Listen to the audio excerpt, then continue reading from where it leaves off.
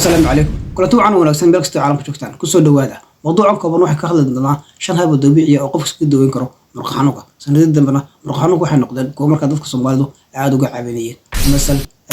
haddaba intaana gudugala mawduuca waxaan ka codsanayaa inaad noo saarto akoonka follow soo kala qayb sare barafka link ka saarana inaad noo saarto subscribe kaasoo markaa ku geynayo YouTube-kayga aad baad maasantahay aynu soo laabana mawduuceena shan hab waxa kala yihiin qofka isticmaalo waxa loo yaqaano ice pack taasoo markaa uu saaray barafka meesha markaa qofku xanuunka ka dareemayo tan waxa la noqonaysaa in inflammation soo kale barafka qofku dareemayo ay ka yaraadaan qodobka labaad waa in qofka isticmaalo dawooyinka loo yaqaano over the counter pain relievers taasoo markaa hoos u dhigaysa xanuunka dareemaya markaa qofku dareemayo iyo waliba soo kale inflammation markaa qofku uu murqa ka dareemayo qodobka saddexaad wuxuu yahay in qofku markaa uu kala bixiyo murqi taasoo markaa ka dhigan in qofku dhiigga uu si wanaagsan u shaqeeyo taasoo xal noqonaysa murqa xanuunka qofku markaa uu dareemayo qodobka afraad waa in qofku sameeyo waxa loo yaqaano resting ama qofku inuu nasiyo murqi si markaa ay soo kabasho ay u noqoto taasina waxay wanaagsantahay guud ahaan caafimaadka murqa iyo soo kale lafaha ugu dambeyntii waxaa qofka loo soo jeedinayaa inuu qabto shaqooyin fudud tan waxaa la noqonaysaa in markaa qofka ka caawiso in murqiisu uu saabsimo uu shaqeeyo si tartiib ah